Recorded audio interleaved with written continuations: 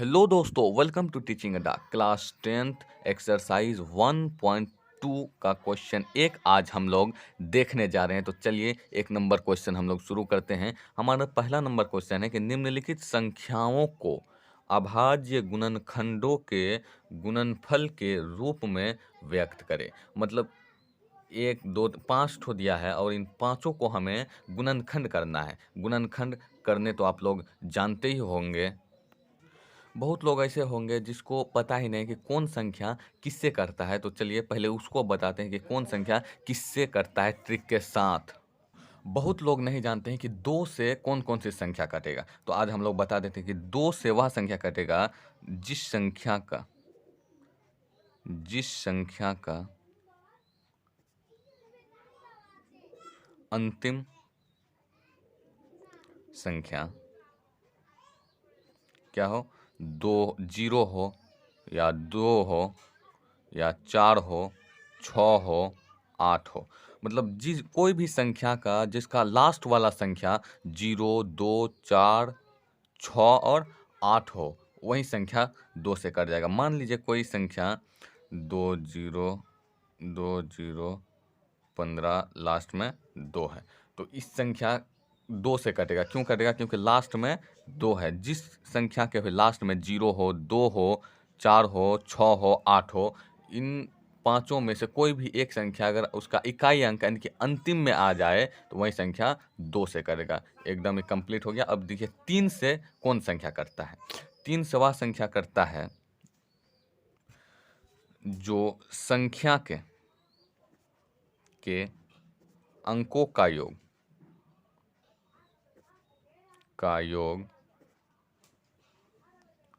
तीन से विभाजित होगा।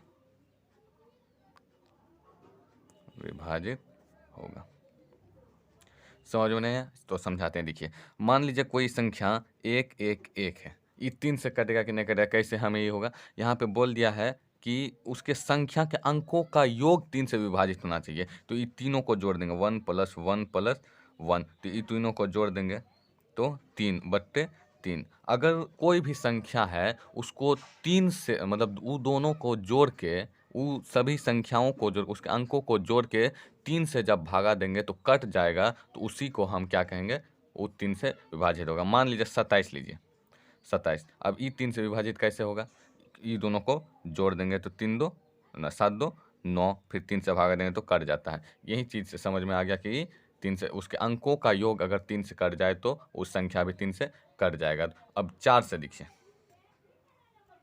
अब देखिए कि चार से कौन सी संख्या विभाजित होगी। यहाँ पे लिखा हुआ वह संख्या चार से विभाजित होगी जिसके अंतिम दो अंक चार से विभाजित हो। मतलब कोई भी संख्या हो जिसके अंतिम दो अंक या लास्ट अंतिम दो अंक चार से विभाजित होना चाहिए। इसको अगर अंतिम दो अंक वाले को चार से विभाजित कर देते हैं तो पंचों के 20 ये कट जाता है। लेकिन अगर इस संख्या को चार से विभाजित करते हैं अंतिम दो वाला को तो नहीं कटेगा। मतलब जिसका अंतिम दो चार से विभाजित हो जाए वही हो गया चार से विभाजित। अब पाँच से विभाजित कौन होगा?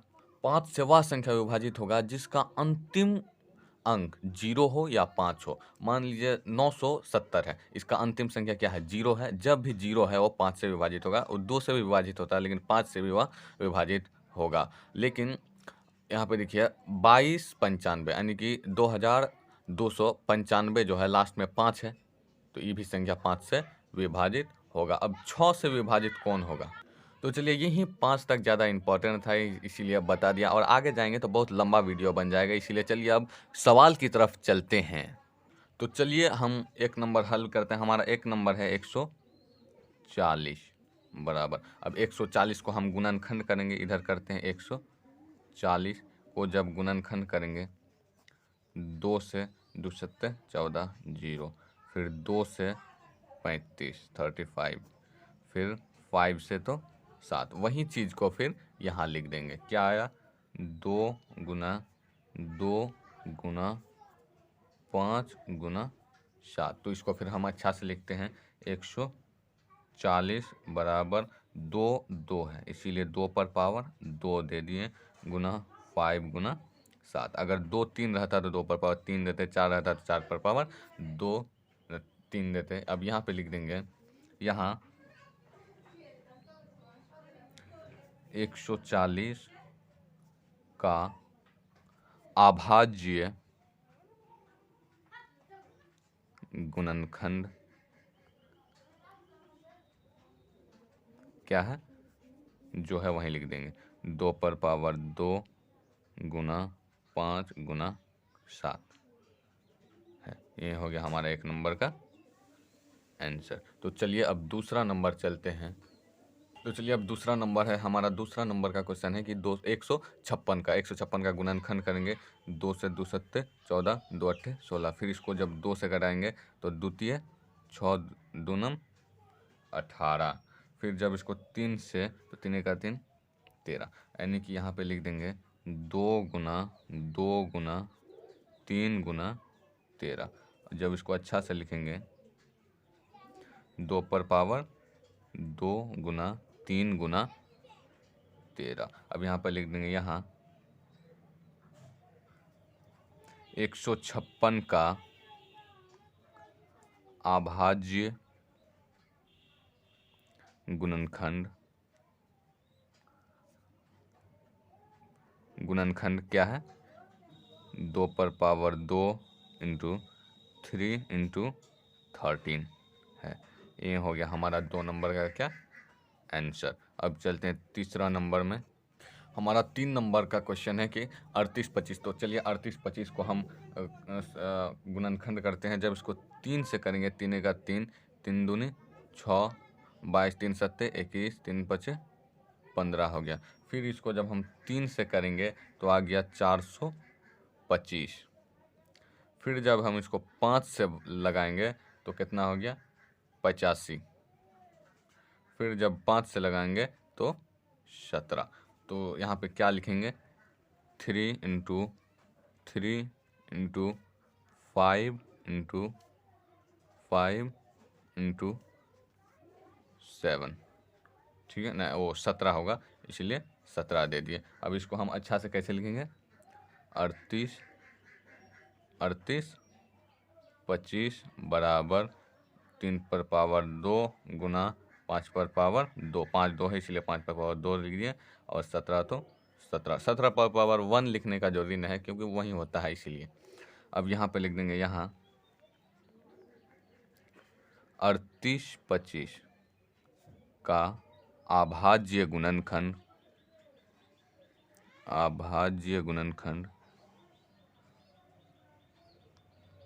क्या है, 3 पर पावर 2 गुना 5 पर पावर 2 गुना 17 है। यही हो गया हमारा क्या तीसरा नंबर का आंसर। तो चलिए अब चौथा नंबर चलते हैं। तो चलिए 4 नंबर का हमारा क्वेश्चन है कि 5005। तो चलिए इसको हम 5 से लगाते हैं 1001 आ गया। फिर जब इसको हम 7 से लगाएंगे तो कितना आएगा 143 आएगा।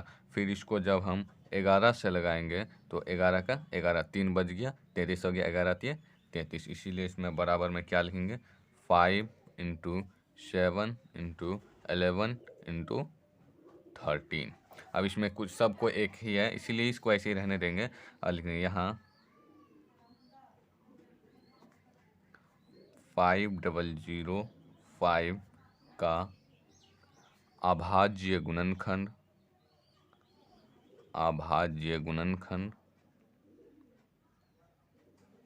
क्या है 5 इंटू 7 इंटू 11 इंटू 13 है। ये हो गया हमारा 4 नंबर का आंसर। अब चलिए चलते हैं 5वां नंबर पे। तो चलिए हम 5वां नंबर, हमारा 5वां नंबर क्वेश्चन है कि 7429। तो चलिए इसको हम गुणनखंड जब करते हैं तो इसको हम 17 बार में लगाएंगे। 17 बार में जब लगाएंगे तो आएगा हमारा 437। इसको भागा देकर लिख लेना बाद में, क्योंकि अभी करेंगे तो बहुत लेट चल जाएगा। जब इसको हम फिर से 19 में देंगे तो हो जाएगा हमारा 23। 17 से देंगे तो 437 और 19 से देंगे तो इसको 23 आ जाएगा। तो वही चीज़ को यहाँ पे लिख देते हैं। चलिए 17 गुना 19 गुना 23 आ गया। यहाँ पे लिख देंगे यहाँ 7429 का अभाज्य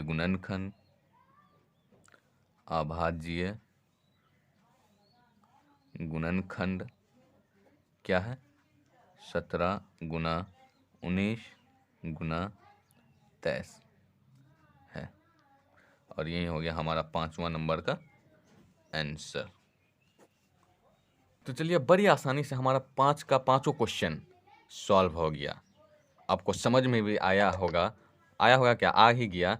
इसी बात पर इस वीडियो को लाइक कर दे, चैनल पर नए हैं तो सब्सक्राइब कर दे। वीडियो देखने के लिए धन्यवाद।